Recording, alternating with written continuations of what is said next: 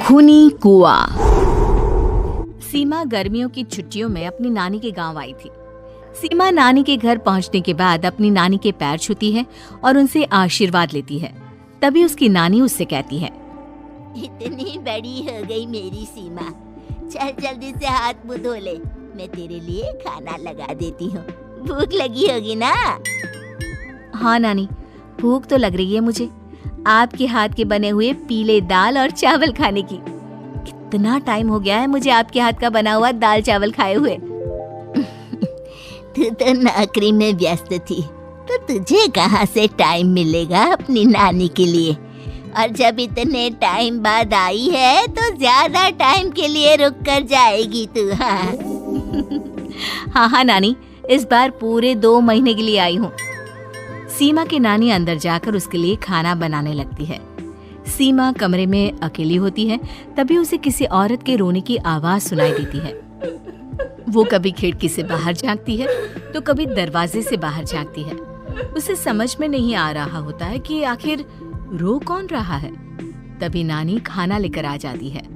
वो अपनी नानी से कहती है, नानी, कोई औरत रो रही है क्या?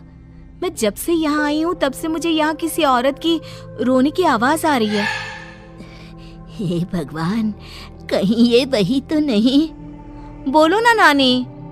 अरे कोई नहीं रो रहा, ये तेरे मन का वहम है। और तू ना अब खाना खा ले, ज्यादा यहाँ वहाँ की बातों में ध्यान मत दिया कर। जल्दी से खाना खा और फिर मेरे साथ आ जा मेरे कमरे में, दोनों बैठकर खूब सारी बातें करेंगे। ऐसे ही अगले दिन सीमा अपनी नानी के साथ गांव के बाजार जा रही होती है। उसी रास्ते में फिर से किसी औरत के रोने की आवाज आती है। वो अपनी नानी से कहती है,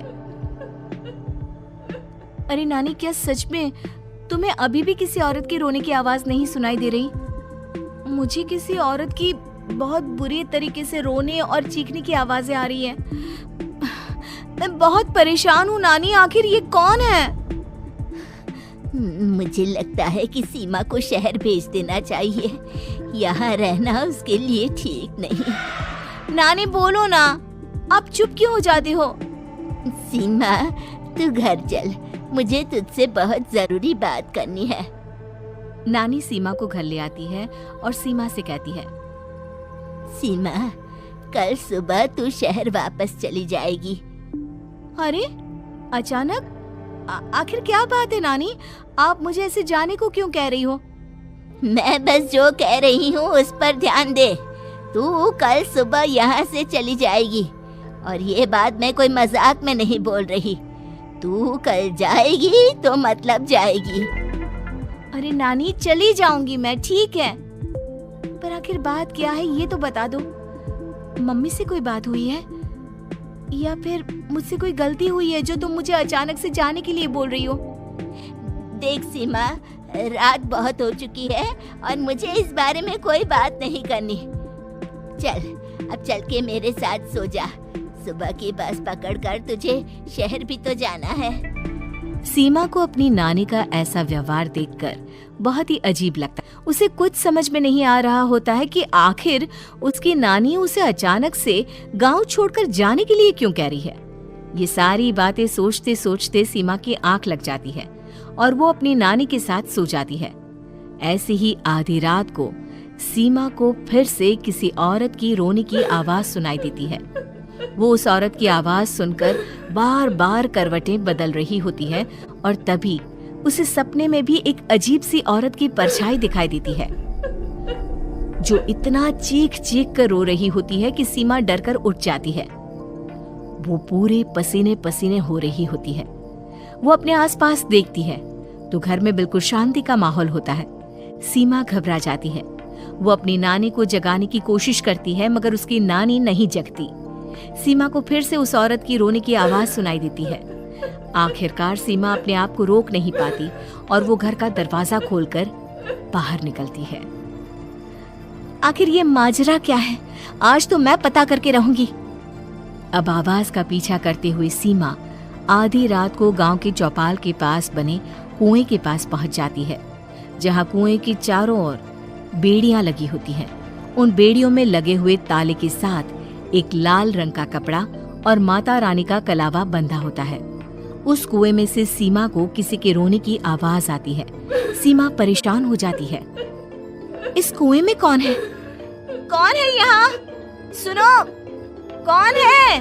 कौन रो रहा है? वो चिल्ला चिल्ला कर पूछती है और साथ ही लोगों को जगाने की कोशिश करती है, मगर किसी को भी उसकी आवाज सुनाई नहीं देती। अब सीमा खुद उस कुएं के पास की बेड़ियों और तालों को खोलने की कोशिश करती है और किसी तरह कुछ देर की मशक्कत के बाद सीमा उसको खोल भी देती है।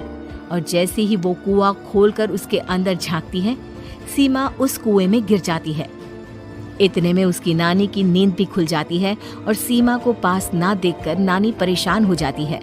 नानी घबराकर पूरे घर में उसे ढूंढने की कोशिश करती है, जिसके बाद उसकी नानी और सभी लोग उस खूनी कुएं के पास जाते हैं और सीमा की नानी कुएं के पास खड़ी होती है।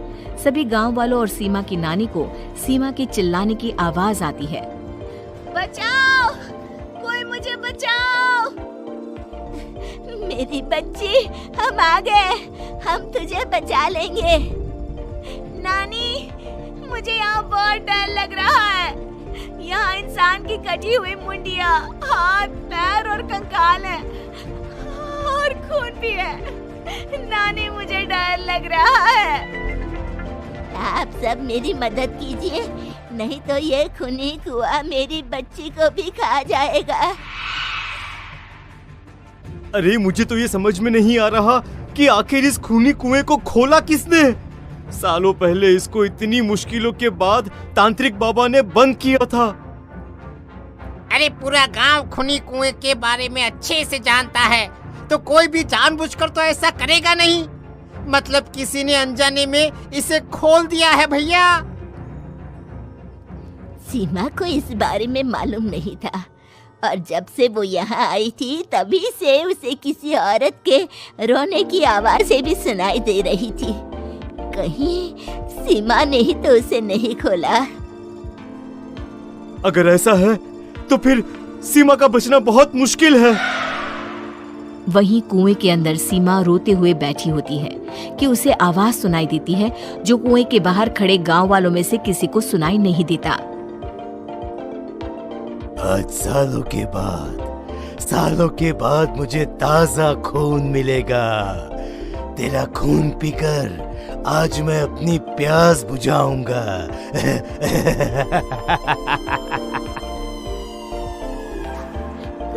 कौन है? कौन है? मत मारो प्लीज, मुझे जाने दो प्लीज। मैंने किसी का क्या बिगाड़ा है? वो तुझे मरने के बाद पता चल ही जाएगा। जितने में गांव वाले और सीमा की नानी कुछ सोच पाते, उतने में उन्हें सीमा के चिल्लाने की आवाज आती है और अगले ही पल सब शांत हो जाता है। क्या हुआ? सीमा, मेरी बेटी। माफ करना बहन, लेकिन अब सीमा वापस नहीं आएगी। हमें एक बार फिर से कुएं को बंद करना होगा। गांव वाले तभी तांत्रिक को बुलाकर लाते हैं। एक बार फिर अपनी शक्ति से तांत्रिक बाबा उस कुएं को हमेशा हमेशा के लिए बंद कर देते हैं और वहां एक बोर्ड लगा दिया जाता है कि यहाँ आना मना है।